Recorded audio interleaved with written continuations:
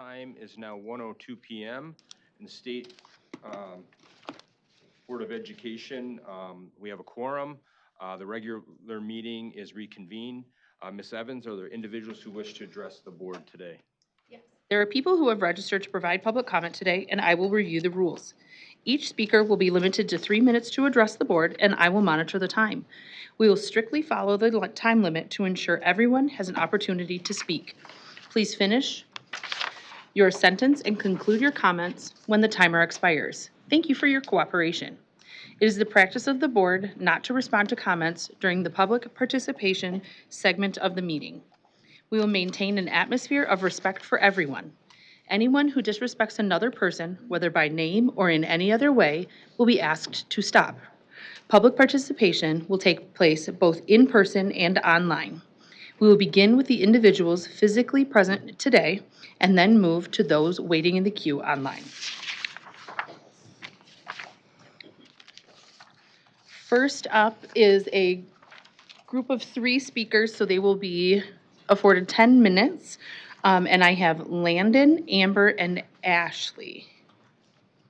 If you'd like to come up to the end of the table, right in front of the computer by the microphone.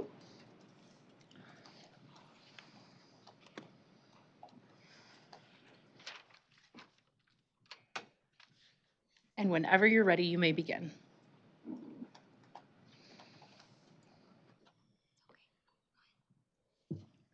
Hi, my name is Landon. I'm here to talk about bullying and how it affected my life. It started when students spread rumors about me and made fun of me. It made me feel embarrassed and scared. At recess one day, things got worse. Some students pushed me down, grabbed my feet, and dragged me across the field. I had marks, burns, and bruises on my back. Afterward, what hurt the more was feeling powerless and unsafe. After that, I was accused of sending a text message that I did not send. The number showed up as unknown, but many people believed it was me because the bullies told them it was. Because of this, I lost friends and people thought I was someone I am not. The bullying didn't stop. It followed me to the playground, into class, and even at home. I felt like I couldn't escape it, and I became very sad and angry. At one point, I felt so overwhelmed that I didn't even want to be here anymore. One friend stepped in and helped me. I am thankful for that. I went to counseling, but very little changed. Later we were told to apologize and be friends again. But the problem wasn't fixed. The bullying continued, and it even lasted through the summer. Now those same students are bullying other people, including students who stood up for me. I'm sharing my story because bullying doesn't end with an apology. It affects how students feel about themselves and whether they feel safe at school. Thank you for listening.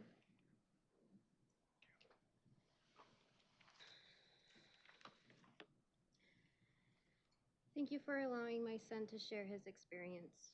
My name is Amber, and I'm here as a parent.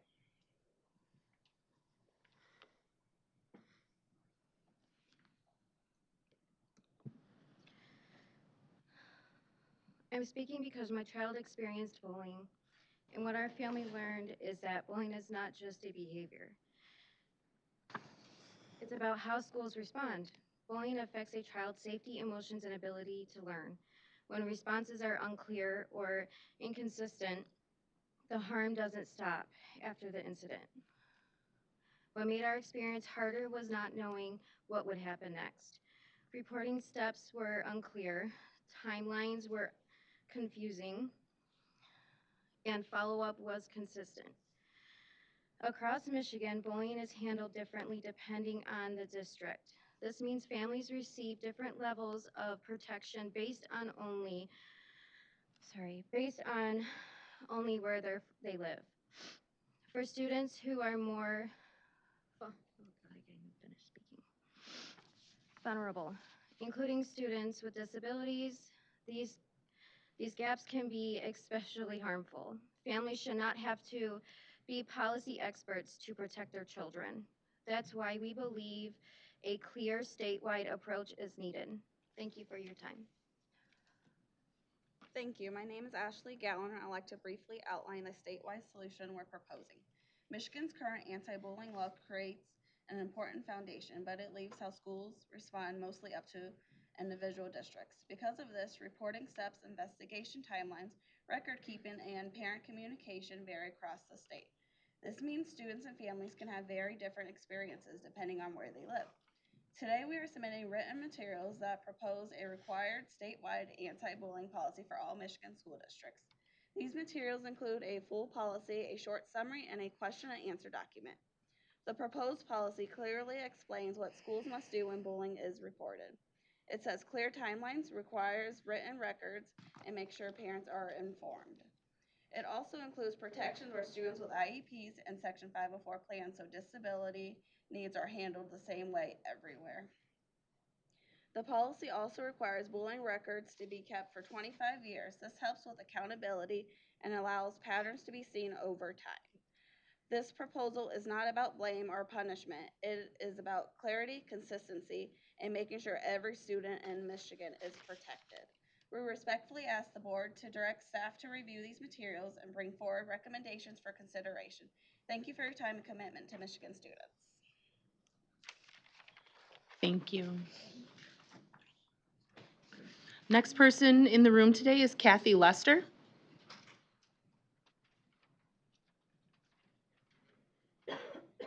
Middle one's on.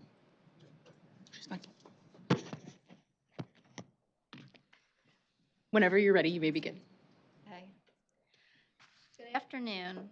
I'm here today on behalf of the Michigan Association of School Librarians. First of all, I want to say Happy New Year to all of you here. And we wanted to also say welcome to Dr. Maleko. Our association has always been concerned about what is best for students, so we were happy to see your students first focus for MDE. Personally, I'm also a hockey fan. My husband and my son played hockey, so I also appreciate your statement, do not check your own team. School librarian specialists are essential members of school literacy teams, and we'd love to ensure that they're included in future literacy plans. At the Michigan Literacy Summit, one of the speakers highlighted the need for access and affordability of resources to support student reading all across our state. Student librarians are the solution to provide access to reading resources in an affordable manner. They also teach students critical literacy skills, including information and AI literacy, and support teachers with instructional resources. We also provide students a safe space within their schools. You can see a lot of surveys that show that students believe that school library is their safe space. Multiple studies show that students with access to certified school librarians have improved academic achievement. A few ideas. We feel our state needs to support school library funding, grants for teachers to earn school library certification, and a consultant at MDE with school library expertise. We also support moving forward on Michigan school library learner competencies, and we'd also like to see school librarians included in letters training. Thank you for the opportunity to speak. We look forward to continuing to work with the Michigan Department of Education and educators all across the state towards improving literacy achievement in our state. Thank you. Thank you. Mike, are there any persons online that have pre-registered for public comment today? There is not. Thank you. This concludes public comment. Thank you, Ms. Evans. Thank you for the public comment. I'd like to now take a brief moment to share publicly that Dr. Sue Carnell has announced her retirement with the Michigan Department of Education. Sue is an outstanding educational leader. I tried to get her, her notice is effective July 31, thankfully, because I didn't want her leaving anytime soon. I also tried to convince her to stay on a little longer, but respect her choice, and she's been helping me tremendously with my transition. I also had a great relationship with her and learned from her back when I started as a Dearborn superintendent, and she was in Westwood, and we worked together. So I have the highest respect for her. I know she served as deputy superintendent to Dr. Rice, and then she's came in as interim superintendent. She's held a lot of titles. Anytime you talk about Dr. Carnell, it's just respect, high level, true professional. She cares about students, and she wants to work together. Other positions she held, including interim superintendent of Wayne Westland, superintendent superintendent in Westwood and interim superintendent Wayne Westland. She's been an executive in the Detroit Mayor's office, deputy superintendent of Detroit Public Schools, education advisor to Governor Granholm, director of Office of Excellence in MDE in 2000 to 2003, then came back in 2020, director of Office of Community Services in MDE.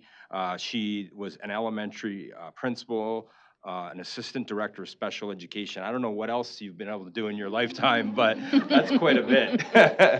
So I was going to wait till my report, but she's a team player, and I asked her to go to a meeting it's an important meeting later, and she's going to go on my behalf. So I just want to congratulate her. I was very excited to work with her, and thank you for your dedication to students, Dr. Carnell.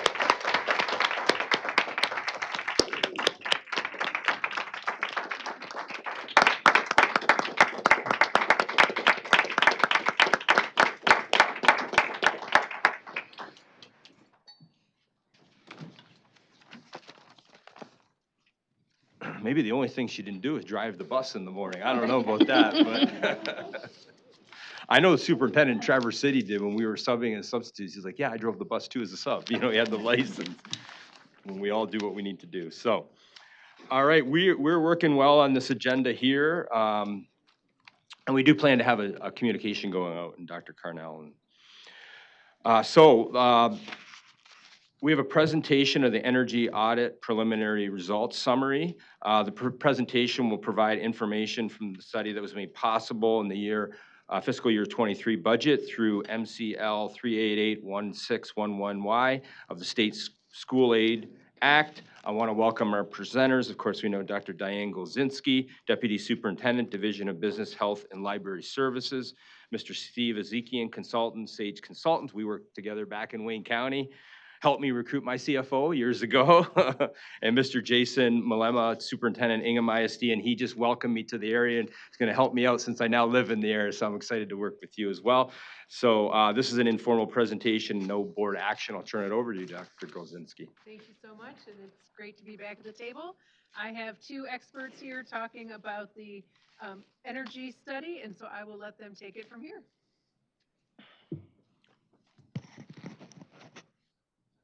Thank you very much once again, Dr. Maleko.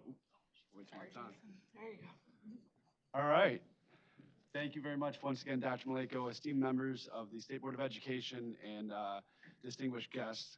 My name is Jason Malema. I serve as the superintendent for Ingham Intermediate School District, which is the greater Lansing area. We have 12 traditional districts, 8 charter schools, over 42,000 students. I'm also a proud member of the School Finance Research Foundation, which is a subsidiary of the School Finance Research Collaborative, which has been studying ways in which we can continue to make sure we are advocating on behalf of all of our students to ensure equal opportunities towards education throughout the state of Michigan. We believe that all students, regardless of zip code, should have great opportunities. And so what we're bringing forward today, as Dr. Maleko referenced, is information regarding the 11 AA information from fiscal year 23. And so we'll be reviewing the energy audit preliminary results for you. Just a little bit of background information before I turn it over to my partner here. With respect to what we were called to do, it was an ASHRAE Level 2. Now, ASHRAE stands for the American Society of Heating, Refrigerating, and Air Conditioning Engineers. There will be no quiz later, but I will tell you it is important to understand that the engineers have established certain benchmarks with respect to what it means when we think about different components of schools and how efficient they are. Those components could be HVAC, they could be lighting, they could be the building envelope, but schools that accepted as part of the study the information that we had partnered then with construction management firms, with different agencies to ensure that they were getting an honest assessment of how energy efficient their facilities were. So with respect to the overall structure, and you'll hear a little bit more about this as we go through it, our School Finance Research Foundation, again, as I referenced, is focused on making sure that there's equal educational environments and opportunities for all Michigan students, regardless of zip code. We've worked with Plant Moran Real Point as well as Strategic Energy Solutions in Barton Mallow to make this project come to life. As we move to the next slide, thank you. You will see that 67% of schools participated in that. That's just under 400 school districts with just under 1,900 buildings that were assessed as part of the process. As you can see from the map, it's broken down for how it looks for the different regions within the state, but we worked to try to provide this information to ensure that all districts did not have barriers to that. There could be a variety of reasons why districts might not have participated. Sometimes they were in the middle of construction right during that point in time, didn't necessarily make sense, or they had recently done renovations, so they had those studies that might have already been performed. So that's just a variety, or some of the examples of the variety of reasons that might have been provided as why districts did not involve themselves. But as you can see, whenever you get this much information, statistically speaking, we think the results will stand for themselves. Our approach involved that we used 12 different energy audit firms to participate and partner with to help get the information that we needed. We gathered information from districts with respect to utility bills, understanding of the buildings themselves. As I mentioned, there were 1,897 buildings. So to try to gather all the data about the age of the building, the profile itself, how much square footage, that was really important to understanding efficiency. And so after we were able to collect all the information, there were also observations with respect to the 12 energy audit firms, and then the analysis, which you'll see the results of here today. Thank you, Jason. I'm Steve Ezekian. I'm the Executive Director for the School Finance Research Foundation. I've been involved in both this project under 11A and then the previous project, the facilities assessment under 11Y. Just a little bit of note about that, if you don't mind.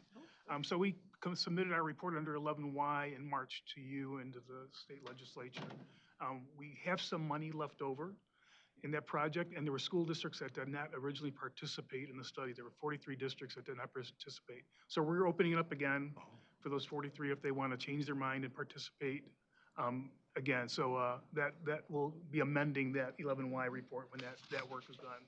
But back to the 11AA, which is the energy audit. The energy audit is different than the facilities assessment. When we did the facilities assessment report, if you looked at the report, you saw a big number on that, right? $23 billion was on that report. You're not going to see a dollar amount here in an energy audit. That's not what an energy audit does.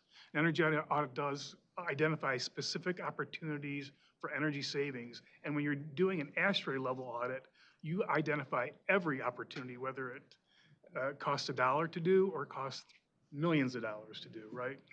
So as we go through it, you'll see some of the detail on that. The legislation asks us to do an ASHRAE level 2 or similar level audit. When we looked at what an ASHRAE level 2 audit entailed, it got to be very specific at the building level in terms of detail. And we didn't feel like we could do that statewide, both in terms of dollars and time. So we settled on a kind of modified approach between ASHRAE level 1 and ASHRAE level 2, encompassing most of the ASHRAE level 2 components. And that's what this Venn diagram shows us. As Jason already talked about, big part of the audit was looking at their current utility data usage. So gathering almost 70,000 data points of utility usage in all 1,897 buildings that were part of the study and analyzing that utility usage both in terms of cost and units used. The results then we'll look at firm recommended energy efficiency measures in those districts. There are also best practice energy efficiency measures that any district can participate in. And another part of the study was looking at the solar potential, which we'll get into as well. When we look at the utility analysis for all the buildings that participated, we'll look at the total utility cost was $157 million over those 1,897 buildings.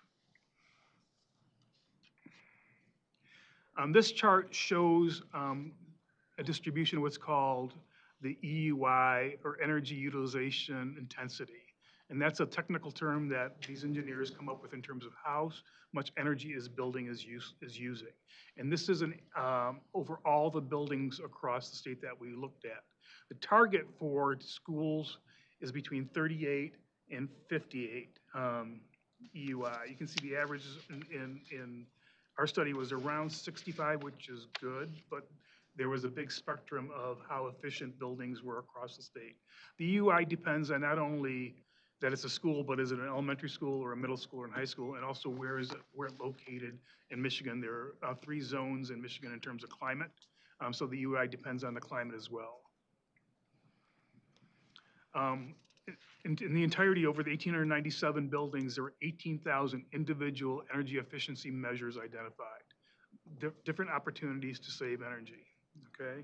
Most of them were in the HVAC systems. Then the envelope, which is the walls and windows, right? Electrical and then plumbing were also opportunities that were identified.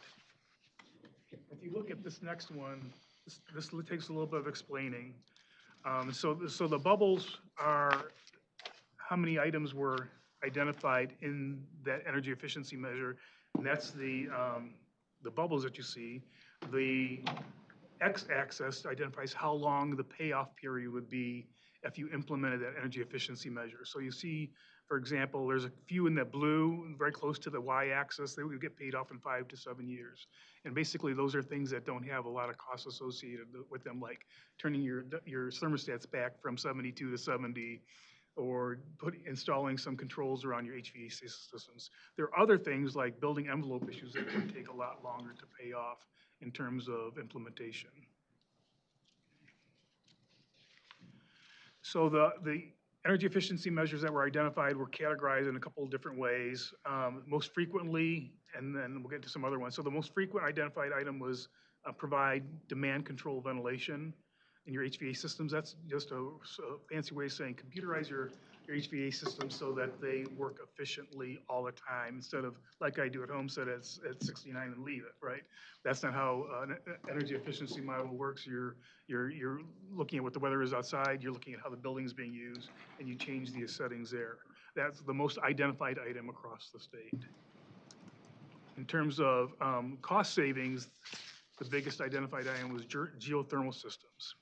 Those would save the most cost for our schools if they were implemented, but the implementation cost was really high.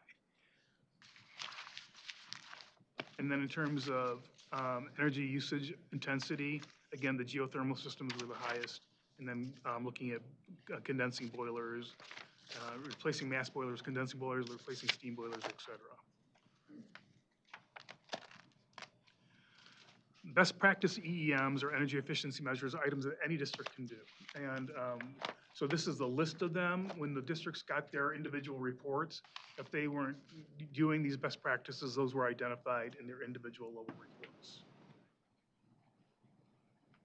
And then the legislation asked us to look at solar potential across the state in those buildings. So we identified about 19 million square feet of solar potential across the state that would cost about, have an effective annual output of 1.789 billion watts. Okay, the one thing that we need to keep in mind when we look at solar for schools, when is the solar generated and when is the energy used, right? So there's a little bit of disconnect there, especially in Michigan, in terms of the generation potential versus the usage potential, although there are some districts that have done some really good work in solar. Okay. We talk about the district level reports. Each district got a report, and those reports range from a couple dozen pages for some of our smaller school districts and almost 1,000 pages for our largest school district. Because there is an excessive amount of detail for each building. And what I'm going to show you next is a sample of what they would get for each building, so you get an idea of the level of detail that they've got. So they'll get a district level overview, best practice, as I talked about, what can they take advantage in those things, and then at the building level, they get a report about the usage, what utility usage is happening there, what kind of equipment is using energy in that building, what the firm recommended energy efficiency measures are, and is there building solar potential at that site. So you'll get a district summary that they'll get for all their buildings. And it just kind of gives a one-line summary for each building and what the potential would be. They get a building space usage report for each building that looks something like this. Then they get utility consumption, what they've used over the past year. We looked at the 2023 school year in terms of energy consumption. I will tell you that there were some districts that gave us not all 12 months, and we had to improvise to get the data for that. And then they get the actual recommended energy efficiency measures for their building.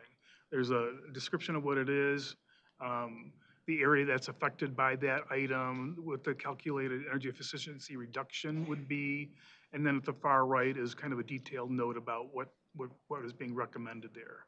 You'll notice the second from the last column, you'll see the useful life of the EM, and then the payback period before that. So that gives the district some information in terms of do they want to move forward. In practicality, when I've seen districts that have done this work before the energy audit came out from the state, you know, they've had pages and pages of data, and they might go through and identify 10 or 12 items out of the hundreds of pages of items that they can work on that are low-hanging fruit that will give them a payback based on the energy usage in a short period of time. And that's kind of the goal of the short term of this. Again, they get a building inventory in terms of the systems that were looked at and the equipment that was looked at. And then they get where the solar potential is in their building with pictures about where they might consider adding solar arrays in their district if they so wanted to. So this is a lot of data. Like I said, some districts are up to 1,000 pages, and I imagine they got that. And they said, oh, wow, who's going to go through this, right? And I understand that's a capacity issue for a lot of districts in terms of absorbing this information. So one of our next steps is going to be to have opportunities in a maybe half-day education opportunity for our districts for them to work with districts that have done this, work with experts in the field who do this work with people who work with the financing around some of these projects so that they can implement at the district level some of the recommendations that we came through with the report. I think there's opportunity here. It's opportunity for operational cost savings over the long term if they're able to implement some of these items, and also do planning long term. So if they know, you know, we're going to replace the boiler in 5 years, we know now that if we replace it with X versus Y, there's this much energy savings that will get paid off within a 5-year period or a 7-year period or 10-year period, whatever that is. So it's a lot of information for them to help manage their operations in an energy efficient way, and therefore freeing up some operation dollars away from energy usage and back in the classroom, right? That's the big goal. Okay, and that's our report. All right, thank you. Dr. Maliko, back to you. Appreciate the report. Do any board members have any questions they'd like to ask? Ms. Lipton? Thank you. Thank you for that report. I think that the level and the commitment to the granular information, I think, will ultimately prove to be very, very helpful for the school districts and the state as well. I just have 2 questions. I just want to make sure that I understand. You mentioned that per the statute, this report is also going to be given to the legislature. Mm-hmm. Is it, in what form do you expect that to be taken? Will it be sort of broken down by district or region, and then sort of given to those particular representatives? Will it only be given to the appropriations committee? So what is the intention for making sure that the information is presented in a digestible way to the legislature? Sure, definitely. So the legislation asked us to provide a statewide report to the House and Senate appropriations for school finance, the state budget office, the state superintendent, and there's a couple more that I'm missing. If you remember, you can chime in, but a couple of state level reports. And that's a state level report. They received that, okay, I believe on December 12th, I believe is the date they received, that same date that Superintendent Maliko received the report. Each district gets their own report. That's their report to manage their own operations with. The state report does not include the detail for each district. Again, I said, you know, that would be thousands and thousands and thousands of pages of detail. But they've got a state level report at a macro level. They do know what districts participated in the program. And they know where the issues are, where the biggest savings could be. Coincidentally, in our 11Y report, the biggest area of need was roofing and HVAC. Well, the biggest area impact in this report is HVAC, so. Right, so making that connection. Is there any thought, since the appropriations folks are getting the state level report, which makes complete sense, and each district, participating district, is getting their own report, which of course is incredibly valuable, in at least encouraging the districts to make sure that their state representatives and senators know that information? That may be a helpful connection to make, so that the appropriate legislator can then interface with the appropriations folks, to sort of have those discussions and make sure that all the pieces. We will reinforce that. We did actually present to the State Superintendent Association in mid-December, I think it was, on the statewide results. It was before they actually got their results. I think these sessions that I've talked about that are coming up to help them understand how they can use this report will make it more real for them. Because right now it's like, wow, okay, what do I do with this? What does this mean? Yeah, what do I do with this? And when they see that they can do something with it, that there are line items that they can implement in a realistic way, I think then the push will be at the local levels to share that. And then one question I had was, you talk about geothermal systems. I just want to make sure I understand, because you mentioned that those are the most, Highest cost savings, yeah. you know, Highest cost savings, utility savings and extra utility bills, okay. but the most expensive to sort of, like, I imagine retrofit. Yeah. Would these be systems that, like, new buildings or new home construction are oftentimes incorporating? And when you say geothermal, the kind that are really hard to, like, retrofit in terms of, like, ripping out floors, and is that, I'm trying to imagine what that looks So like. I think you're actually hitting on part of the challenge with respect to why the costs are there. So when we think about the 1,897 buildings, the idea was not necessarily if they were built new, but what could we do to the existing structures? So if we think about the challenges of bringing geothermal into those structures, that's where some of those exact challenges that you referenced would be at. Retrofitting, as well as sometimes the capacity. We think about certain buildings, they might be surrounded with respect to not having the space to be able to even do the geothermal. There's a lot of challenges on a building by building level, but it'd be retrofitting those 1897 buildings as opposed to starting new. Okay, great, thank you. Dr. Pugh, you had? Yes. Thank you for the presentation, and it's good to know that this work is continuing. I do want to let you know that we do know what the acronyms mean, and it was in 2020. It's hard to believe that that's been 6 years ago, but we invited ASHRAE as this board to the table and really pushed for all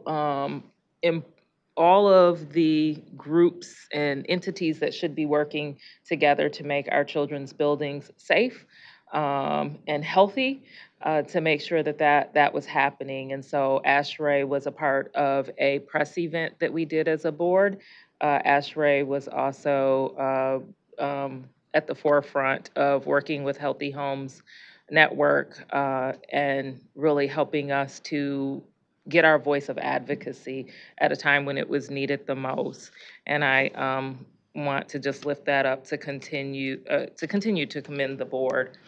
Just wondering, I know when I've seen this work done in the past, like we did this for faith-based institutions, and wondering if there's opportunity, if there's a dashboard opportunity, like some of I think it's usually provided by the utilities that each building can get like a dashboard. So instead of a 20-page report, it's a dashboard, and then they can look to see if they're tweaking something, if they're seeing it impact their utility costs in a positive way. And then you answered my other question before I could get to it. Is putting this into terms of cost savings to that can end up in the classroom. So just some thoughts there. So just so you know that both Consumers Energy and DTE have been in contact with me about this work. They want to be a part of the solutions for Good. districts. So they'll, at least one of them will be a part of the opportunities that we provide local districts as they learn more about how to use the report. Okay.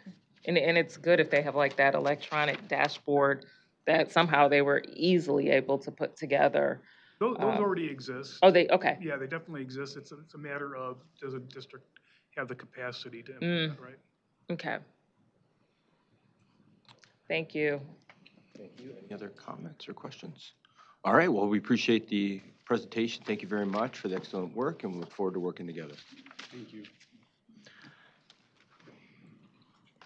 Next, we have item G, presentation on Michigan's top 10 strategic education plan, Goal 8, provide adequate and equitable school funding. This presentation will deliver an update based on the fiscal year 26 that was signed into law by the governor on October 7, 25. We welcome our presenters back, Dr. Diane Golzinski and Mr. Spencer Simmons, Director, Office of Financial Management. This is an informational presentation. All right, hello again, thank you. Spencer will be here in just a moment, but I'll go ahead and get us started. As Dr. Maleko said, we are here to talk about the impact of the fiscal year 26 budget on Goal 8, provide adequate and equitable school funding. And we will be covering additional deeper dive than what we covered this morning when we talked about the all goals presentation. So as you know, Goal 8's metrics are really focused around the School Finance Research Collaborative and what the School Finance Research Collaborative indicated needed to happen in order to properly educate every student across the state. And as I said this morning, each student has different costs because each student has different needs. And so what we're trying to do with Goal 8 is really adequately and equitably fund the education for all students. So SFRC represents the resources needed on a general average level for students across the state, but we know there are additional needs for each student. The base cost in the original 2018 study was $9,590. An updated study in 2021 rose that to $10,421. If we adjusted those numbers to account for inflation, in 2026, that number would be $12,289 per student. And as we talked about this morning, the number this year is $10,050 per student. So this line graph just helps you see where the differences are between SFRC inflation-adjusted costs versus where we're at with the per pupil foundation costs. We thought we might spend just a few moments on Proposal A. Proposal A was in 1994 and its impact on the state school aid fund. Proposal A was a constitutional amendment that was intended to reduce local school property taxes, increase the state share of support for schools, and guarantee a minimum per pupil funding level. So that $10,050 that we have in 2026, the intent of Proposal A was to really look at that number. It provides, the school aid fund provides most of the state funding for our schools. You'll hear me talk about that at the table as the State School Aid Act. That's the state school aid funding that comes as a result of what happened with Proposal A. The state constitution requires that state aid funding is used exclusively for schools, higher education, and school employee retirement benefits. What you'll see here is until 2010, the school aid fund had not been used for higher education. It was used in 2010 for community colleges. Then we backed out of that in 2011.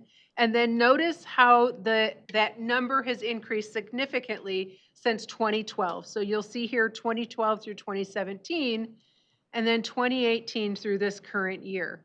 So that number has increased significantly in the amount of school aid fund going to higher education.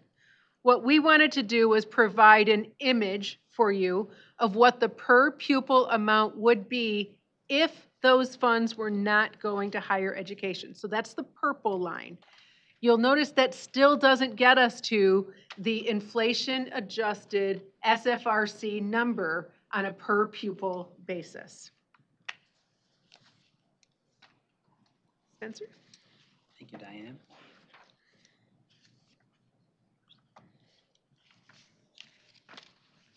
So, as we look at the next screen, you're going to see, thank you, appreciate that, economically disadvantaged. Of that, you will see the different recommended amounts from the SFRC. The total amount that has been recommended is at $2.9 billion. The number of students that you see that are in poverty as of 2024-25 is over 684,456 students and/or pupils. Over the last couple of years, there have been substantial increases to supporting economically disadvantaged. As of 2026, you'll see we're at $1.29 billion. However, from the previous slide, you'll see as of FY25, SFRC did recommend over $2.9 billion, which is a difference of over $1.61 billion in funding to support economically disadvantaged, from the SFRC recommended to what we currently are at as of right now. The next metric that we will look at specifically is for English learners, or our multilingual learners. We have seen a $12.5 million increase. This is Section 41 of that State School Aid Act. Over 4 years, a $37.5 million increase, which is 148.8%. The SFRC English learner recommendation would be at $904 million. So you can see the difference from where we're at versus where SFRC recommended. Students with disabilities. You'll see on the screen here the total breakdown as to how much funding has been implemented to support students with disabilities or special education. And from this, it's very important to mention that the expenses that are listed here are based on current service models, not the true cost of what the needs for supporting students with disabilities or students that have those needs.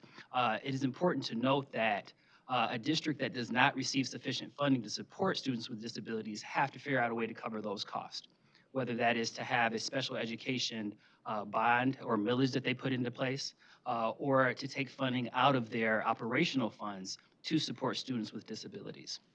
From this slide, you'll see, by looking at the total revenue that has been collected net against the expenditures, there's a shortfall of over $600 million.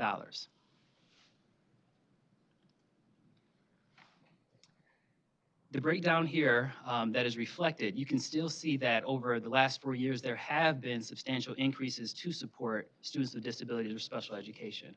Unfortunately, as I mentioned in the previous slide, there still is a gap in the funding to support students with disabilities. That can be from the special education services that are needed, as well as transportation costs. Speaking of transportation costs, that's what we will move to next.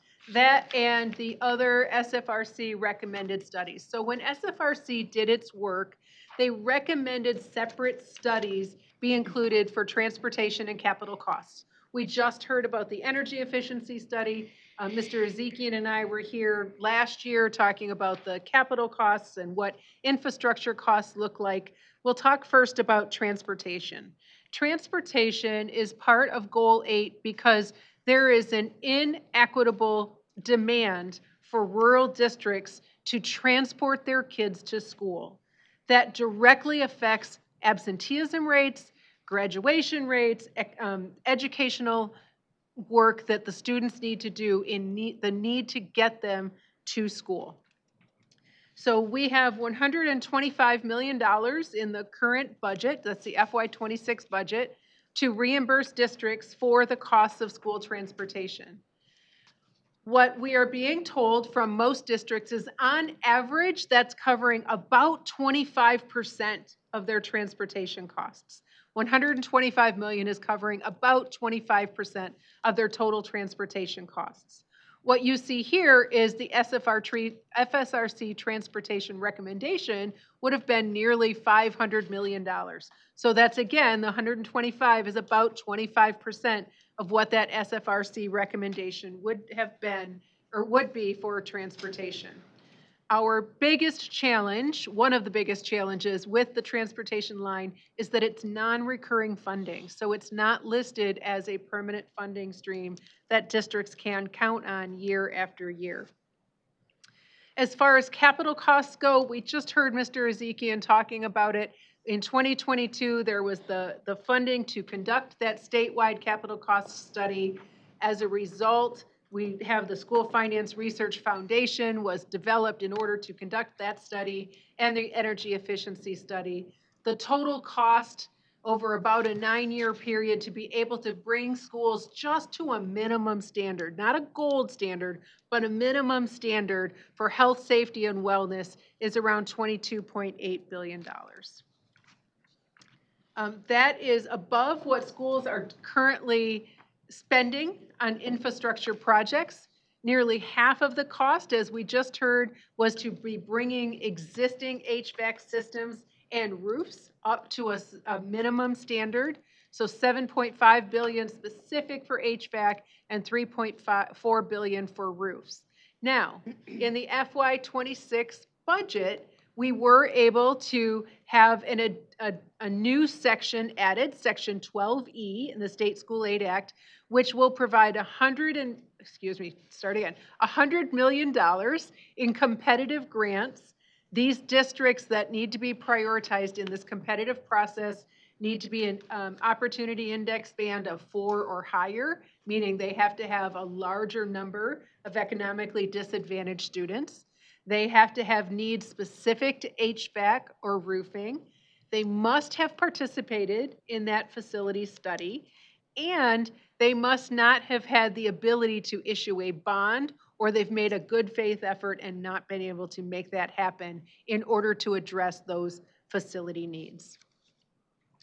So in summary, if we look at local revenue plus state revenue plus federal revenue, a total amount of funding for pre-K-12 right now is around $25.9 billion.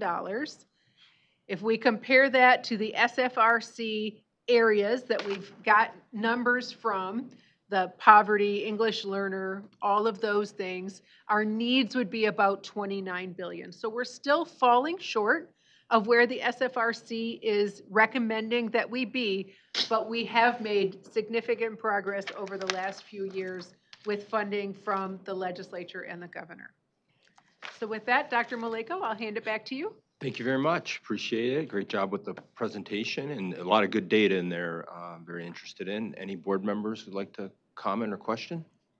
Dr. Pugh? Just clarification, you mentioned the stipulations for the qualifications for the $100 million, and you mentioned bond. Can you clarify what you said there? Sure. So the legislation specifically says something to the effect of the district must not be able to issue a bond or has made a good faith effort but not been successful according to department determination. Okay. So that doesn't mean that those who will get the competitive grant haven't been able to do it. It just means that those are who needs to be prioritized. So they'll get a higher weight in the final recommendation. So if a district tried to pass a bond and it was not successful, they were not successful. Yes. One of the questions that I should have asked earlier in the presentation, those who did not go through the study, for those districts that did not go through the study for ventilation, didn't participate for the most recent, did we feel that it was because they just didn't want to know because they would feel responsible for doing something about what was discovered?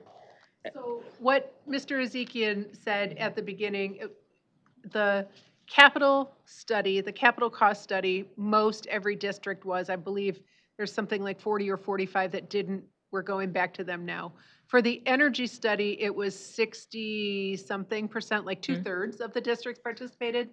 Those who didn't, a lot of them have either had the study recently built a new building, that type of thing. So they didn't feel like they absolutely needed it. I'm sure there were probably some involved that may not have wanted to know the results, but we may go back to them again, just like we did with the capital cost study. I appreciate this. I mean, I think we've come a long way. I remember being maybe at Wayne Risa with Brian Whiston with one of the first studies, and we were talking about the gaps in the study.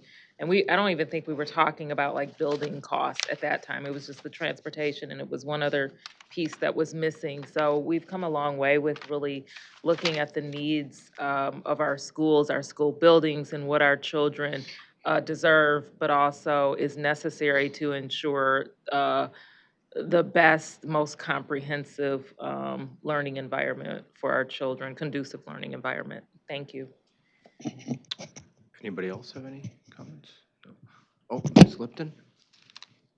Thank you so much. I really, I love the fact that the School Finance Research Collaborative has continued to evolve since the initial conception of doing a costing out study, and how it's constantly looking at, what are the true costs of educating all populations of students in Michigan.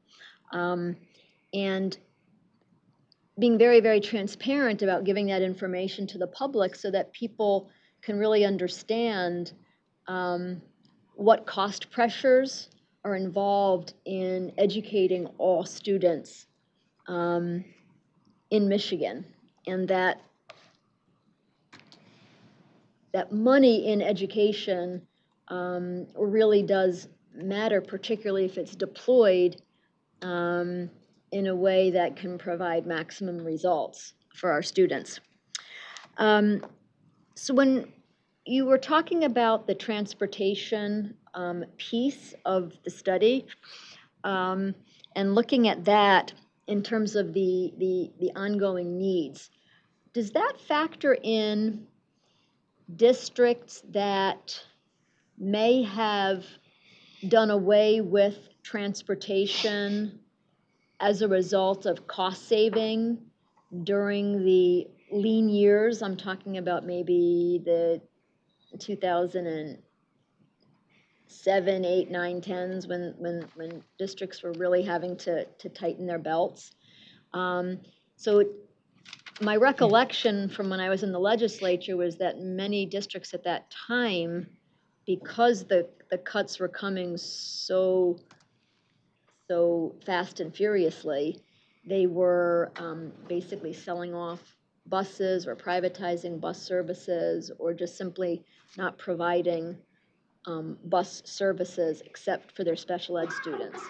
So when you're looking at estimates, are we looking at sort of a snapshot now, or are we looking at districts that may want to bring back school bus services that may have been sort of done away with during the really bad years? I'm just curious to know. So the transportation funding that is provided to schools who are currently providing transportation to students, whether that be district-owned or privatized. As long as they're providing transportation, that's who's getting supported through Okay. that line item. So it definitely does not include districts that in some prior years went to, no transportation districts. Okay. I Okay. believe that is accurate, but I will double check it just to make sure, and I'll let That you was know. my Yeah. recollection. I just wanted to, okay, thank you. Well, thank you. I just wanted to comment too on the infrastructure. I mean, it's $100 million. It's a lot of money, but it's across the state. It doesn't go very far. And it does make it difficult on local districts. I know I'm coming from one that really needs an infrastructure bond. And they have to work with the locals to pass that, because if they don't, there's going to be long-term issues, and other districts are in the same situation. So it's just an important aspect of the funding system to point out that there isn't a lot of money for infrastructure, and locals have to really take the forefront. And if they are not able to, then they have problems with their infrastructure. So thank you. Appreciate the presentation. We're going to move on now to the report of the president, Dr. Pugh. Let's see what I have. I think we started, Dr. Maleko, you started this morning with some points that I'll just speak to the Governor's Summit right before Christmas, and many of us were able to join and attend.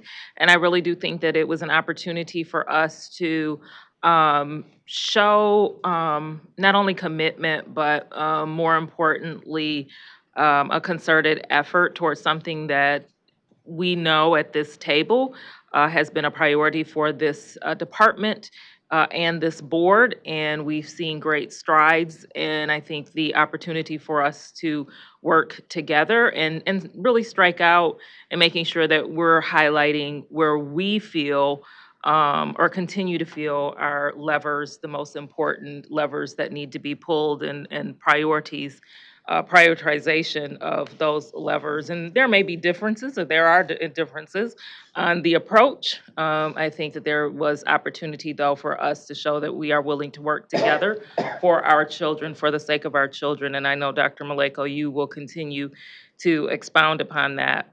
It's really great. I just can't say it enough to hear about the wins and for our children and really highlighting those, picking those up. It's good to see that we're doing more on social media to really be able to uplift that work. Whenever I talk about the statistics that you all read and they continue to go in the right direction, people really are excited to hear that information. So I encourage all board members to really share those wins that, like I said, continue to go in the right direction. It is good to hear more about special education, Dr. Maleko. You and I have had the opportunity to talk, and board members here definitely have wanted to do more with special education. I know I haven't had a chance to tell Ellen this, board member Lipton this, but her ears should be ringing because we've been talking. I've been able to share with Dr. Maleko your thoughts on really doing a deep dive, a statewide tour, and really listening in on how we can better assess and address our special education needs. We know that they are vast, and we're seeing them all throughout this state. Two things that I will uplift.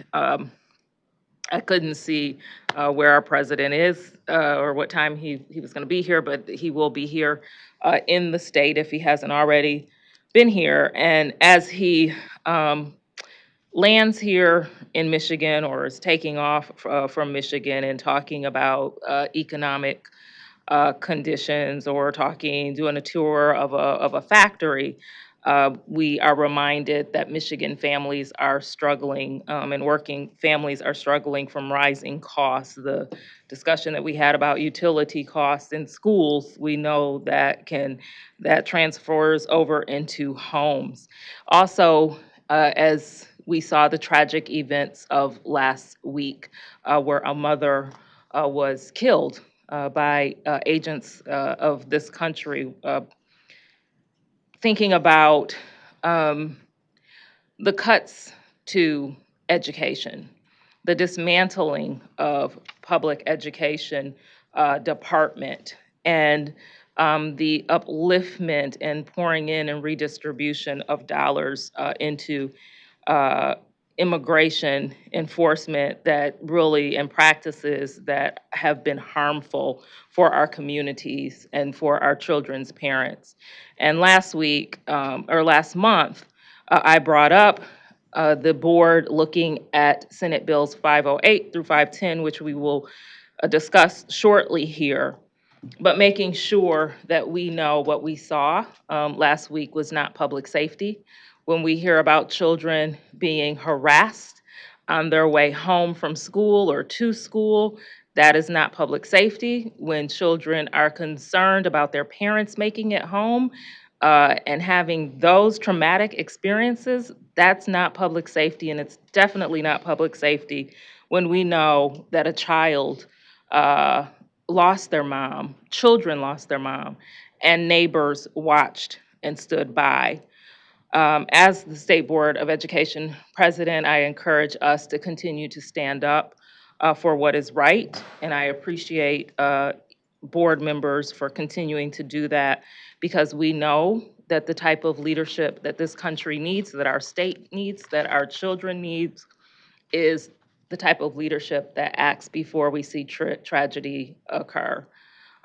So thank you, and look forward to the conversation this afternoon. Thank you, Dr. Pugh. We'll move on to my report. I tend to use slide deck, and I'm comfortable with that. Ms. Evans, thank you for getting me the clicker so I can sit over here and I don't have to point. So I appreciate that.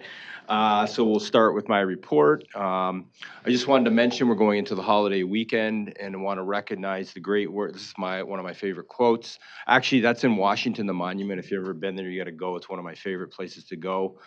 Just wanted to recognize the great work of Dr. King and his legacy, and hope everyone has a good holiday weekend.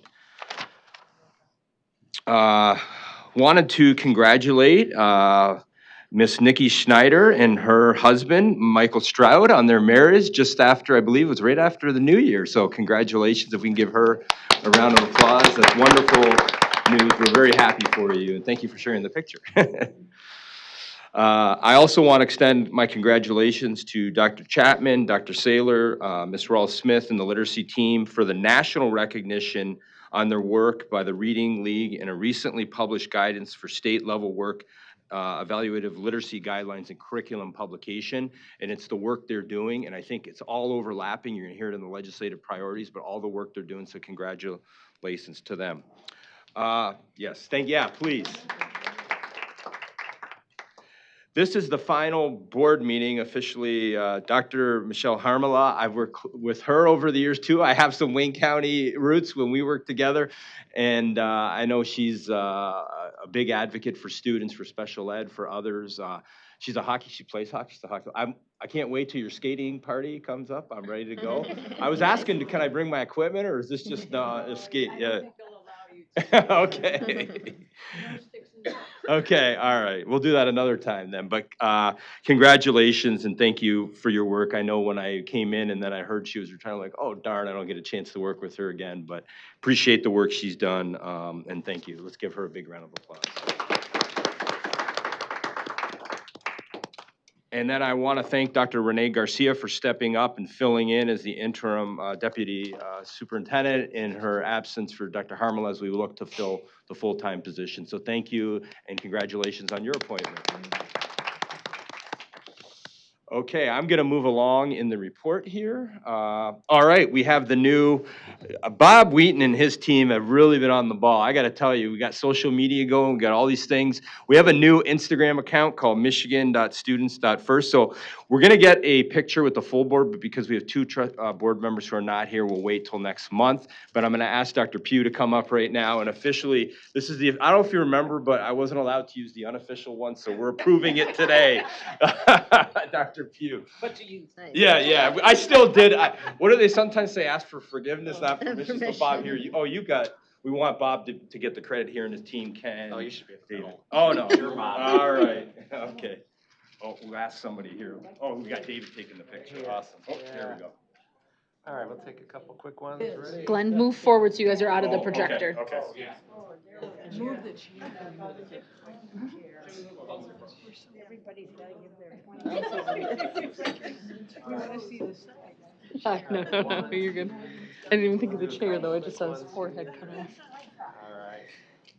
Thank you. Thank you, Bob. So board trustees, you all have one.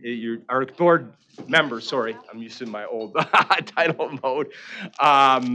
You all have one. We have Emma Young has one too. I mean, you've been in, we gave it to the teacher of the year when he does his visits. And, I think years ago, when I started it in Dearborn, kind of got criticized, like, what are you doing? But really, I stuck with it because it's not just the sign, it's what you believe in. And I think when you all hired me, I said, I'm going to keep bringing this back on every question. How does it impact students?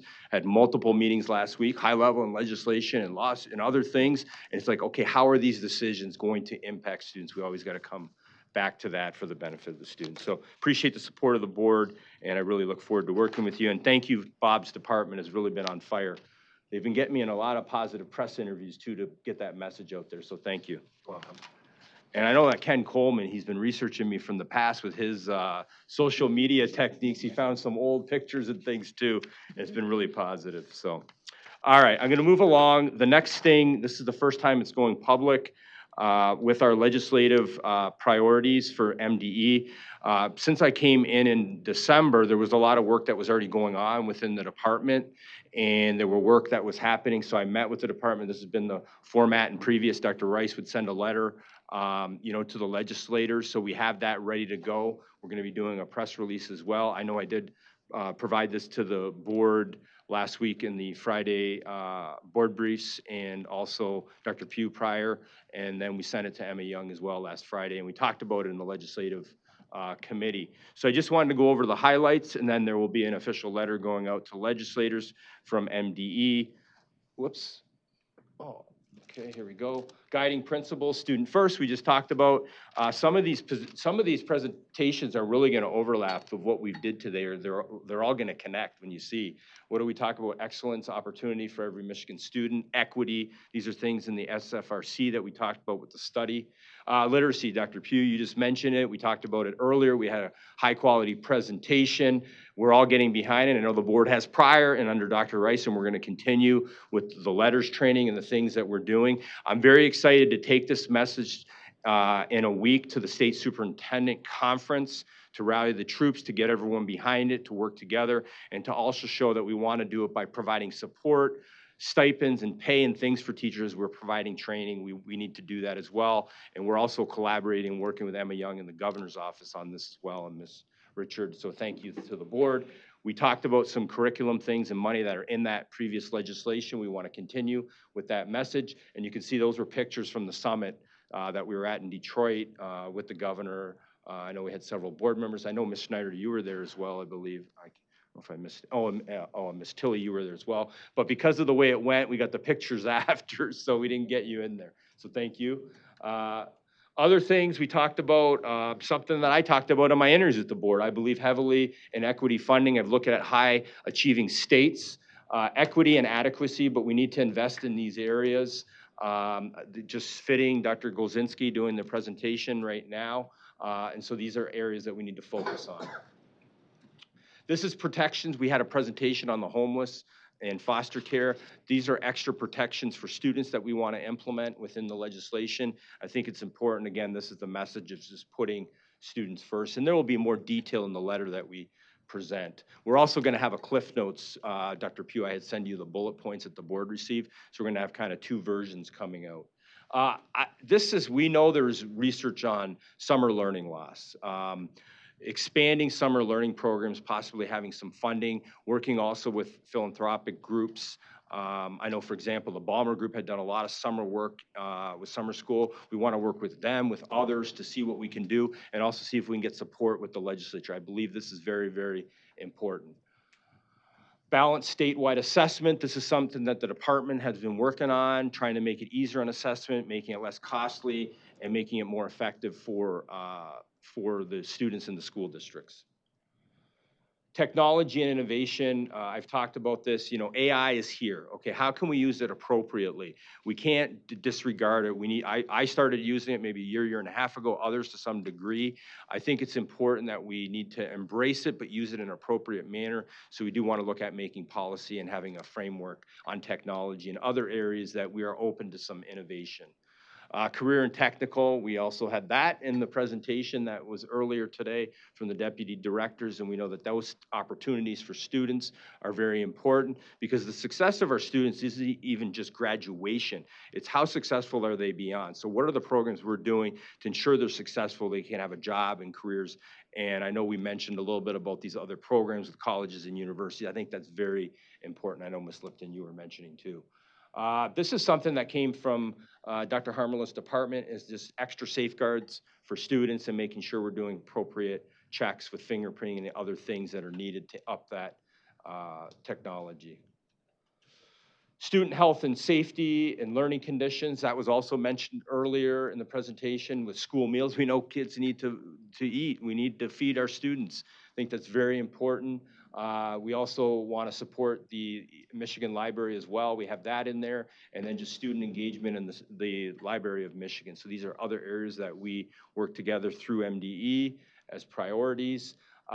Talent and recruitment. Okay, this is one issue, and I know some of you I've talked to about, and you kind of know, prevents sometimes from the ability of the department to hire individuals that are in an alternative system. I believe this has been worked on in the past. I've been talking to legislatures on all sides, and everyone seems to be for it everywhere I go. So I think we got to just, I'm going to have a meeting with the head of ORS and just to talk about how can we make this work so that individuals can make those choices.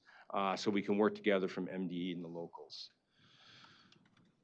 This is one, I was very disappointed when this program was taken down by the federal government. I just think we need to uplift our educators and our districts and the things that are going on. You said it, Dr. Pugh, about, what are the strengths and the things we're doing, and we need to recognize that as well, while we know we can improve. And to me, to heart, because I had been there in Washington several times, and I knew how much it was to those schools and those districts. And I remember getting a call from Congresswoman Dingle back in September, and what happened to this blue ribbon? And I forwarded her over to Dr. Rice because I hadn't started yet on this job, but I have personal experience with it. And I was so pleased to see in November the presentation from the department and Dr. Chapman's team and what they've done. So we want to put that in there. It's a positive. It's not a big money ask or anything. I think it's more of the fact that we need to support educators, what's going on, school communities, and students. So that's something we added as well. And I think you've heard from me, the board knows this, you hired me coming in knowing that I'm going to be collaborative. I want to work with anyone. If you want to help those students, guess what? I want to work with you. That's who I want to talk to. We want to develop things. We know sometimes we may have disagreements, but it is going to be about students first, and it is going to be that hockey. We're not going to body check our own team. We're going to come together. We're going to disagree at times, but we can have civility as we go about it, because ultimately, we're all here for the benefit of the students. Mentioned too about revisiting the top 10 plan. I know, Kelly, we're excited about that, right? It's going to be work, but it's excitement too. And I also just want to, in closing, say I appreciate working with everyone here, the board. It's been really warm. I'm very excited. I'm very passionate. I want to do the work. I'm having fun. I'm not saying there's not challenges or stress, but it's a fun stress. And working with all of you, the people in the department, to Dan, Alisan, Karen Carefoot right with me, Dr. Carnell, and then just coming in, it's been a warm welcome because everyone wants to do the work. And we have some great people here at the Department of Education that are doing great things. And we're going to come together. We're going to take it to the next level. We're going to work with the legislators, school stakeholders, parents, and everyone to make a difference and to for any student, no matter where they live in Michigan, regardless, I think it was said, of their zip code or where they are. So thank you. I'm excited. It's my second meeting, almost done, right? And I appreciate your support. And that is my report, unless there's any comments or questions. I do want to mention too, with the public comment, we do have our team. They're going to follow up with the family that made public comment as well. Okay, thank you very much. I appreciate that. And again, it worked, Liz. I think some of us had some technology programs this week, right? I don't know. All right. So next we have the state and federal legislative update. And we will hear from Mr. Bob Wheaton, our great director, the Office of Public and Governmental Affairs, Ms. Olivia Ponte. Olivia has been great. We've been going into the meeting with legislators. We got more coming, and she's been doing great, taking me throughout the Capitol building and setting up other virtual and other meetings. She's the legislative liaison in the Office of Public and Governmental Affairs, and they're going to provide an update right now. Good afternoon, board members and Dr. Maleko. I will promptly turn it over to Olivia to detail legislation. Great, thank you so much. All right, so since our last board meeting, I just wanted to highlight 3 bills that were signed by the governor in late December. First is House Bill 4285, now PA 48 of 2025. This is the bill that allows for hunter safety to be taught in school as an extracurricular activity, also known as firearm safety. This was previously allowable, just not explicit in law, not a requirement for schools to offer it and not a requirement for children to take it, just an option there. So we'll have some information going out in a Thursday communication to any schools that are interested in pursuing that through the Department of Natural Resources. The other two bills work together. They were House Bill 4836 and Senate Bill 349. These are now Public Acts 56 and 57 of 2025. These two bills taken together make the work skills assessment as a part of the Michigan Merit Exam optional. So a parent or student could opt out of the test if they so choose. The department will also be making an informational pamphlet to go out to families to inform them of what the work skills assessment is and what it could be used for before they make that decision for themselves. In other news, the legislature is back from their holiday break starting tomorrow. So tomorrow we will see the Senate and the House back in session, and we'll get a better idea of what they want to do for the next, I believe, 10 straight weeks of session before spring break. So we'll get a better sense of what's on the agenda then. And my last update is that CREC, the Consensus Revenue Estimating Conference, for January. Again, this is something that's held twice a year, January and May. That will be taking place this Friday. So we'll get a better sense of what revenues are, if revenues are up or down in both the school aid fund and the general fund, which will better inform the governor for her executive budget recommendation and the House and Senate for their recommendations as well. And that concludes my update. Thank you very much. Dr. Pugh? Just really quickly, and if Emma's there, do we have a date yet for the state of the state? We do not. Okay. We do not have a public date. Okay, gotcha. So it's forthcoming. I will Yeah, let what's you the guys private all know one? as soon Yeah. as I can. Robinson. And then I don't think you mentioned the 645 million. That's correct. Thank you for bringing that up. Yes, so you're absolutely correct. The Attorney General did issue an opinion that the action taken by the House Appropriations Committee to disprove $645-ish million in work projects was unconstitutional. In her opinion, she stated it violated the bicameralism of the state constitution. So the next steps with that are, we have received guidance from the state budget office that work project accounts are active and that funding can continue. But as of yesterday, the House did file a suit, and our next steps is that there is a hearing that is scheduled for this Friday at 10 a.m. in the Court of Appeals here in Lansing at 10 a.m. So we'll get more information then on next steps for the $645 million, but as of right now, the accounts are active. You said 10 a.m. what day? For this Friday. Okay. And then, so the accounts are still active though? Right now. Okay. Dr. Pritchett? Thank you. Do you have a roundabout date maybe when we will see the governor's proposed budget?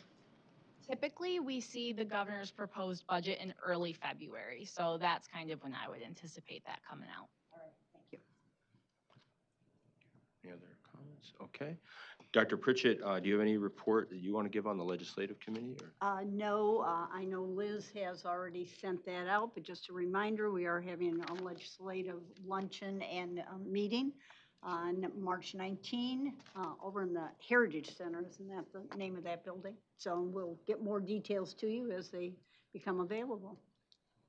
Thank you. Appreciate your leadership with that, Dr. Pritchett. Okay. Anything else? Thank you very much. Appreciate the presentation. Thank you. All right. We have an item. If I can get a motion for the Dr. Harmala resolution that was introduced by Ms. Tilley. So moved by Ms. Tilley. Is there support? Ms. Lipton, would you like to read that in, Ms. Tilley? Absolutely. Please. I'd be happy to. Resolution honoring Michelle Harmala, PhD.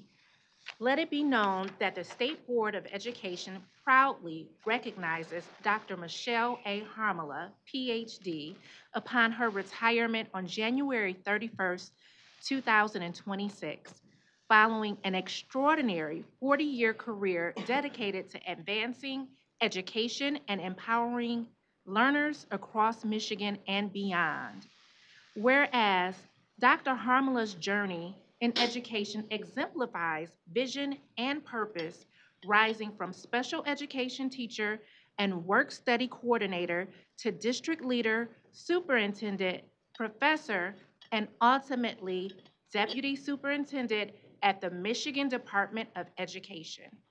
She began her service in July 2023 as Deputy Superintendent in the Division of P20 System and Student Transitions and guided the department through restructuring to assume executive oversight of educator excellence, career and technical education, special education, and administrative law.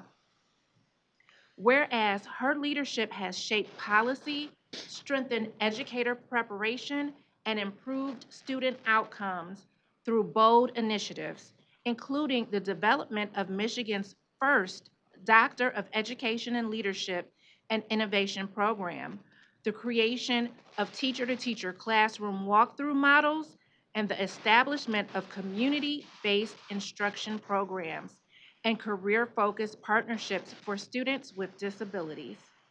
Whereas Dr. Harmala has dedicated her career to fostering student success by promoting adult learning and professional growth through teaching and tutoring students, educating adults, facilitating groups focused on innovative practices, and leading professional organizations. Whereas Dr. Harmala's achievements include establishing community-based instruction programs and career-focused business partnerships for students with disabilities, developing teacher-to-teacher classroom walkthrough models, reducing the number of schools requiring additional state support, creating and implementing a doctoral program for educational leaders, and celebrating its first graduates, coaching and teaching educators through professional activities and higher education, and supporting numerous initiatives that have improved student outcomes and educator success.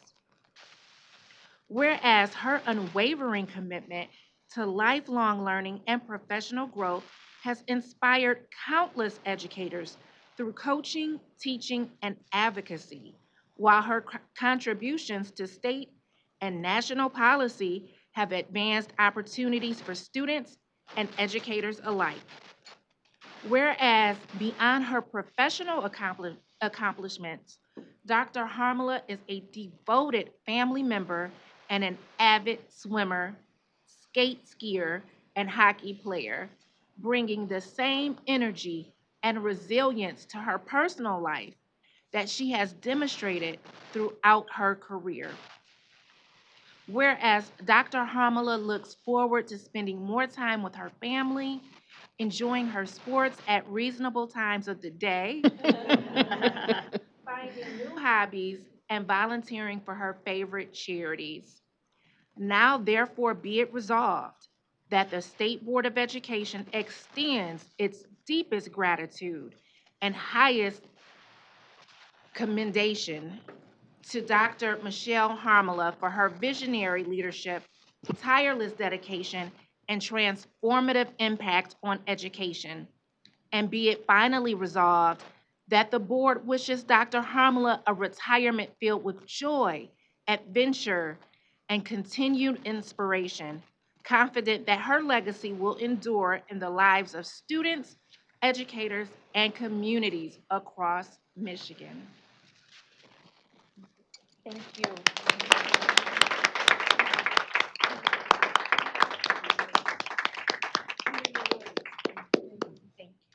Thank you, Ms. Tilly. Is there any discussion? Ms. Evans? Lipton, Yes. Pritchett, Yes. yes. Robinson, Yes. Snyder, Yes. and Tilly. Yes. Motion carries.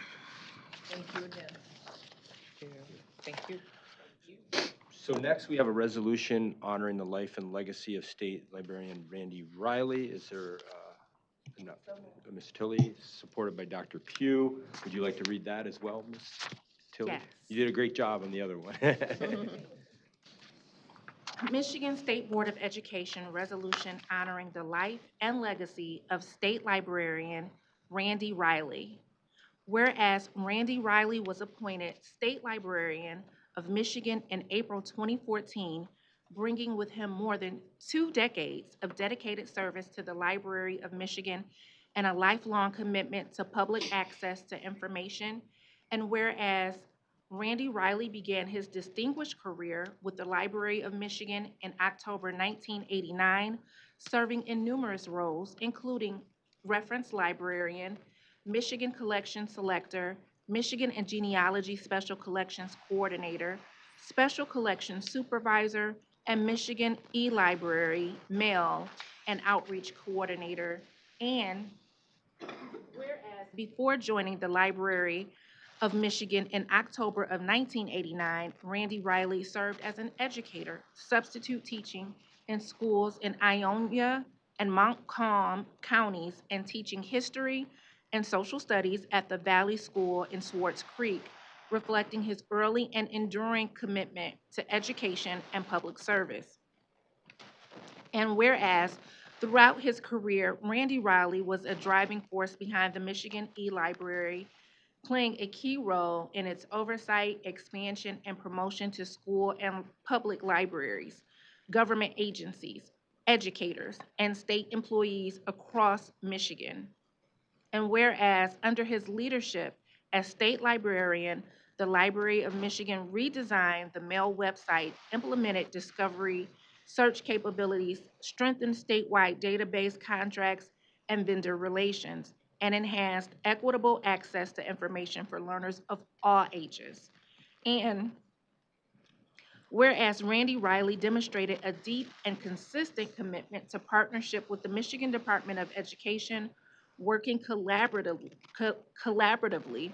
to align library services with statewide educational priorities and to support student educators and communities across Michigan. And whereas Randy Riley was a trusted advocate of Michigan State Board of Education meetings, where he consistently elevated the value of libraries, championed access to high-quality information resources, and spoke thoughtfully on behalf of library services, programming, and sustainable funding in support of Michigan's learners. And whereas through his presence and advocacy before the State Board of Education, Randy Riley helped strengthen understanding of the essential role libraries play in education, literacy, digital equity, and lifelong learning, ensuring libraries remain visible and valued partners in Michigan's education ecosystem. And whereas Randy Riley placed a strong emphasis on increasing the visibility, relevance, and community impact of Michigan libraries, believing deeply in their roles as cornerstones of education, democracy, lifelong learning, and civic engagement.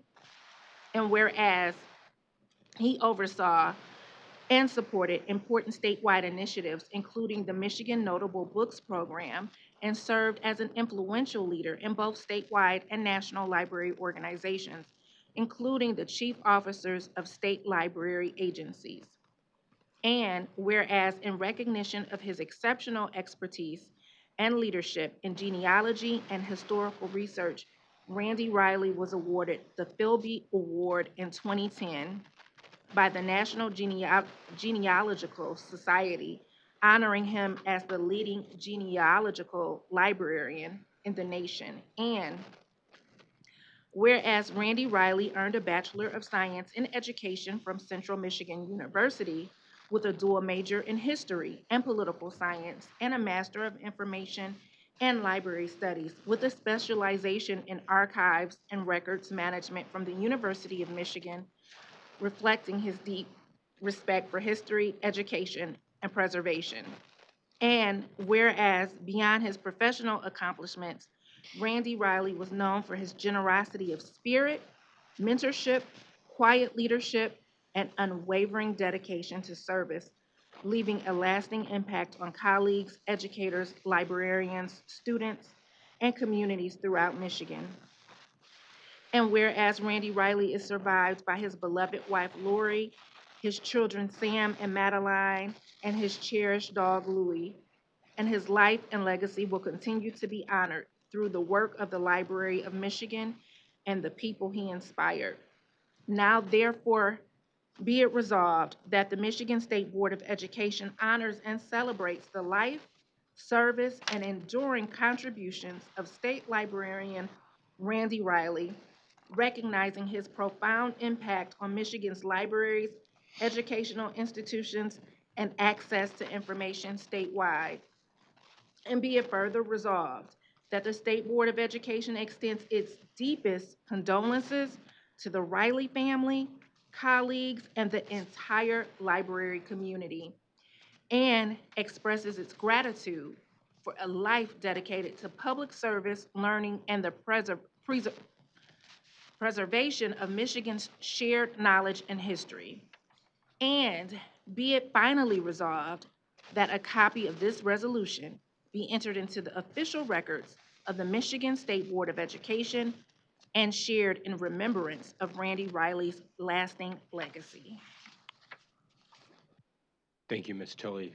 Great job with both of those. You were on there, so thank you. Is there any discussion? Hearing none, Ms. Evans, for a vote, please. Lipton, Yes. Pritchett, Yes. Pugh, yes. Robinson, Yes. Snyder, Yes. and Tilly. Yes. Motion carries. Okay, thank you. Next, we have supporting student safety, human dignity, and human immigration enforcement practices. We have Dr. Pugh, and then do we have support for that?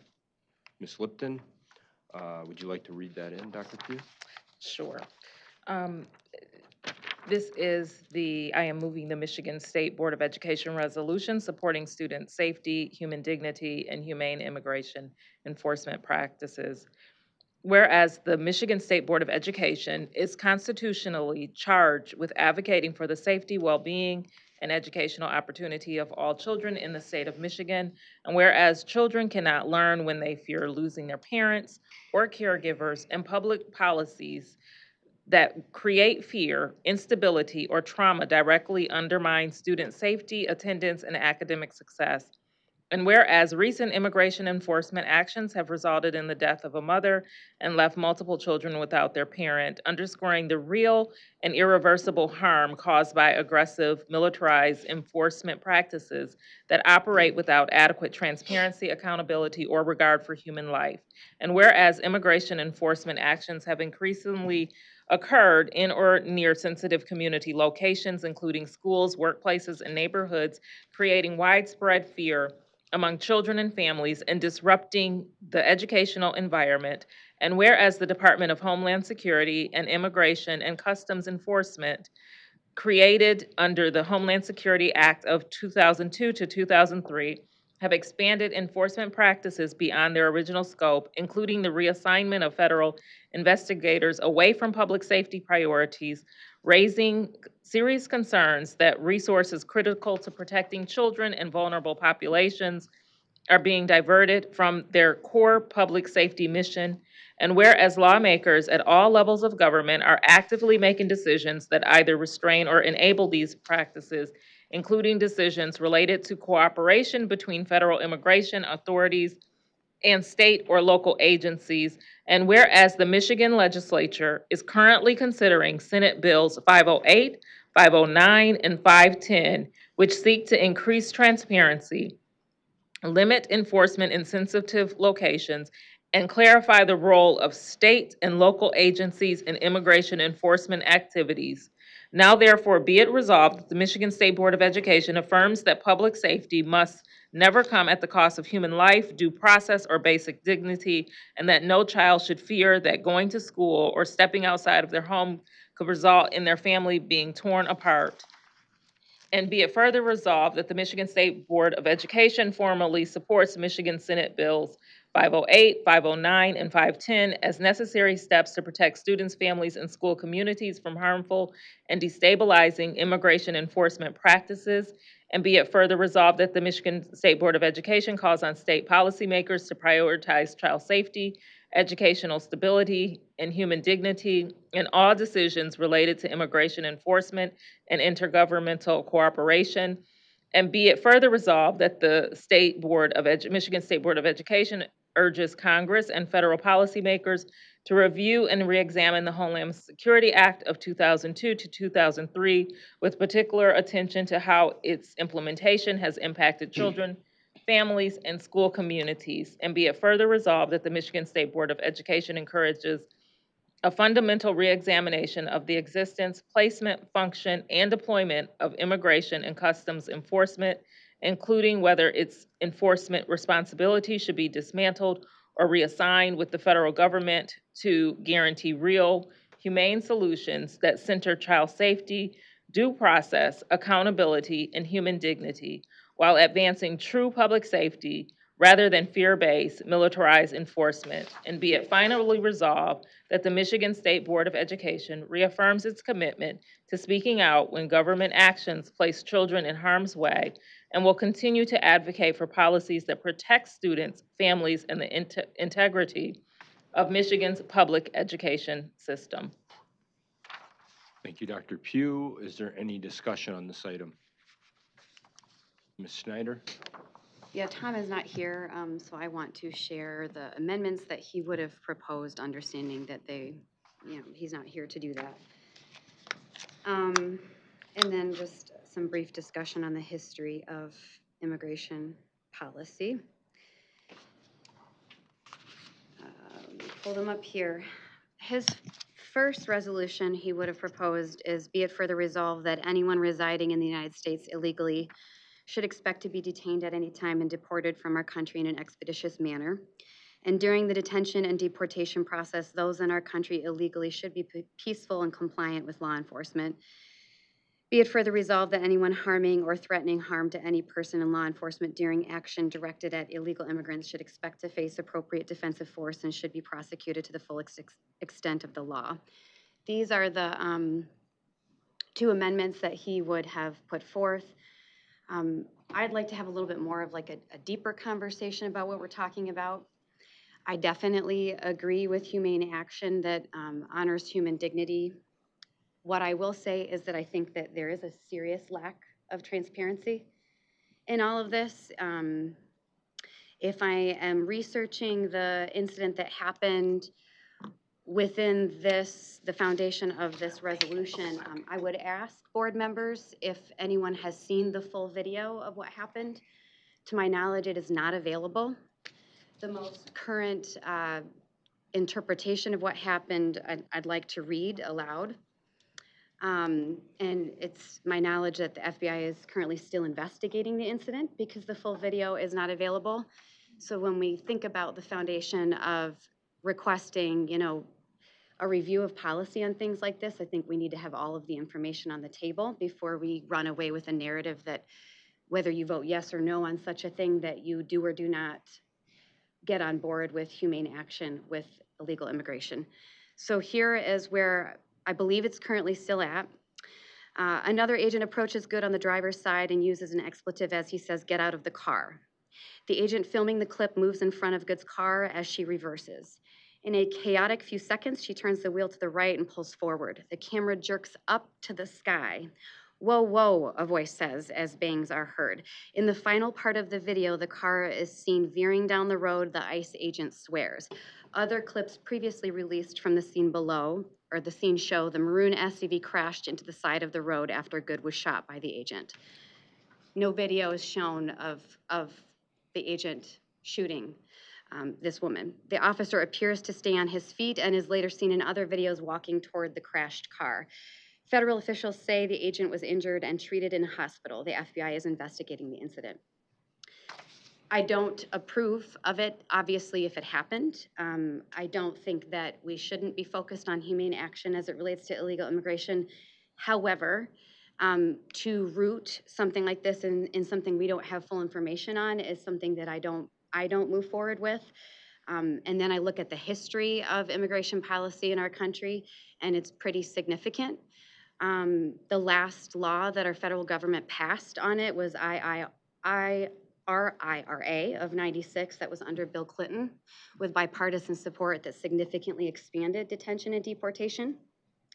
And then in 2011 and 2014, under President Obama, he encouraged secure communities, which was to detain and to deport. And also that included family detention programs. So there is a reality here where the law is such that you are not welcome to enter our country illegally. When an American breaks the law, they can be separated from their children because they broke the law. I think we need to make sure that when we pass resolutions like this, we're speaking in the truth, we're rooted in full knowledge. My understanding is we don't have that. There's an ongoing investigation. I want to see the full video.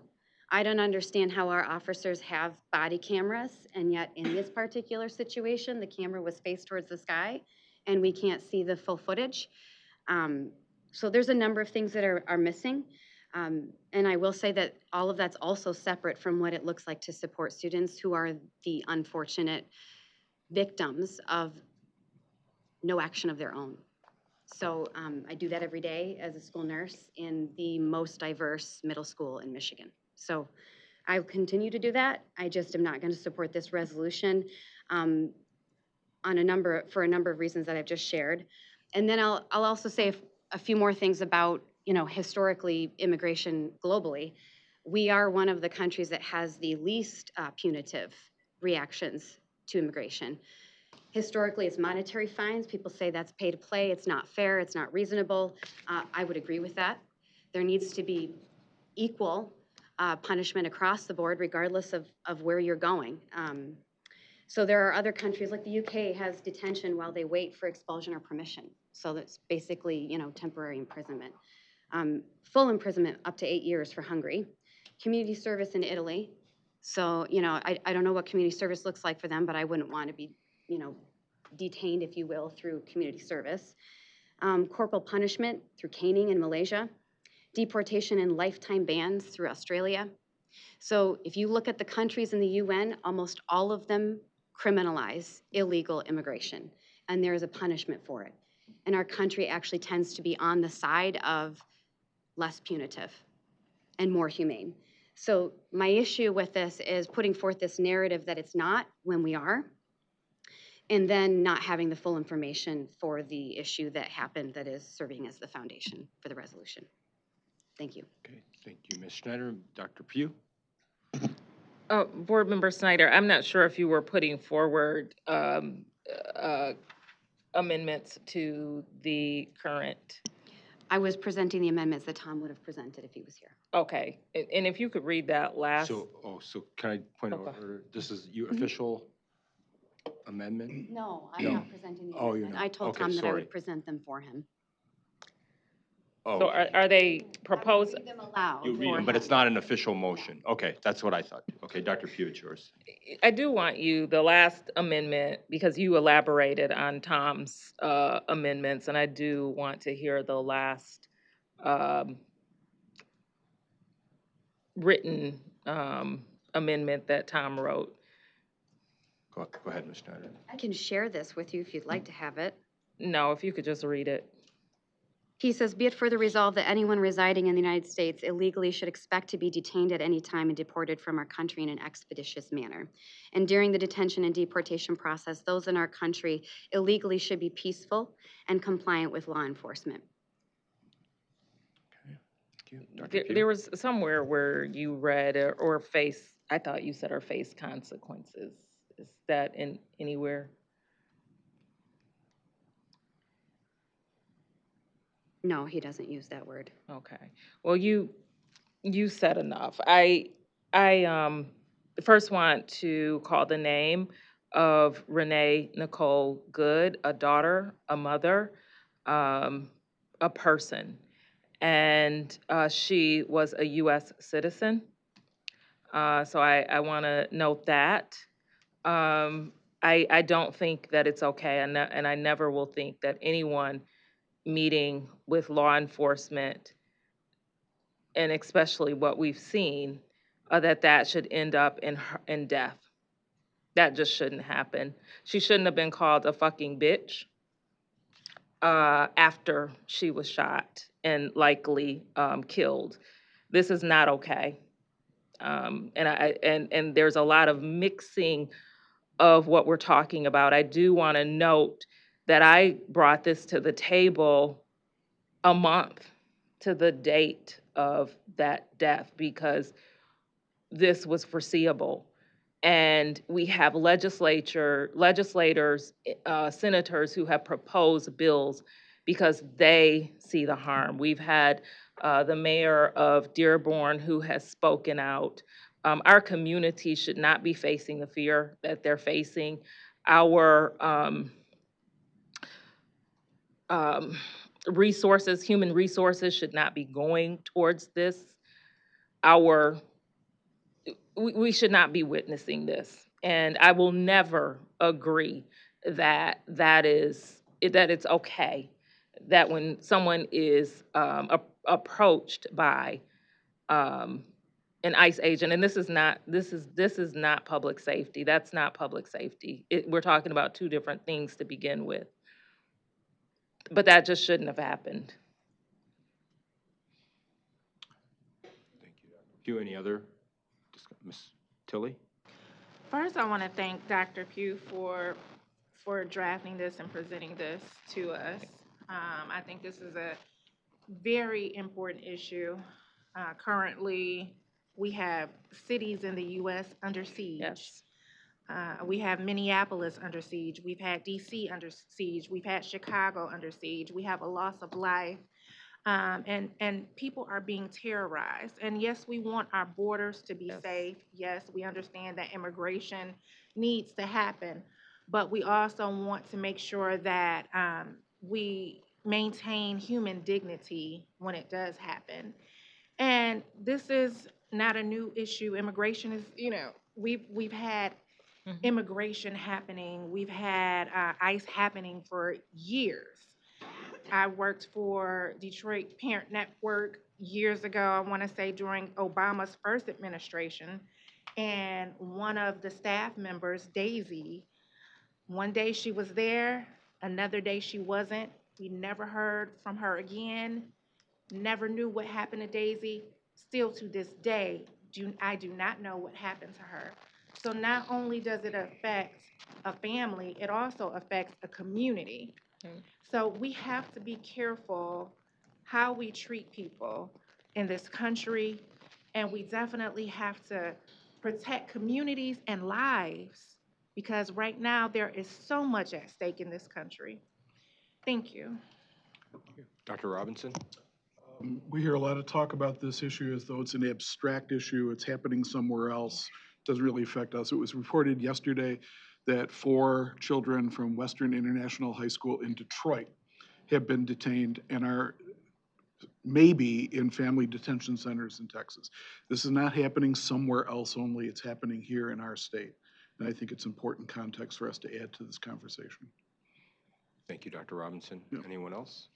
Dr. Pugh? Just one other piece that you reminded me of, Board Member Dr. Robinson, is that these bills talk about safe spaces, spaces where our children should feel safe, schools being one of them. Thank you. Any other comment? All right, Ms. Evans to take the vote, please. Lipton, Yes. Pritchett, Yes. Pugh, Yes. Robinson, Yes. Snyder, Tilly. Yes. Motion carries. Okay, our next agenda item is comments by the State Board of Education members. Is there any board member who would like to offer a comment today? Okay, seeing none. I kept you later last month, but we're getting out a little earlier, it looks like, this month, so it's a trade-off, right? Future meeting dates. Regular State Board of Education meeting are scheduled for Tuesday, February 10th, 2026 at 9:30 a.m. Tuesday, March 10th, 2026 at 9:30 a.m. Tuesday, April 14th, 2026 at 9:30 a.m. If there's any agenda items that board members would like to recommend, please notify Ms. Evans or myself. And I'm gonna call for adjournment. I want to thank everyone today. And this concludes the regular board meeting at 2:51. Thank you, Ms. Evans, for the great work and partnership in your team as well. Meeting adjourned.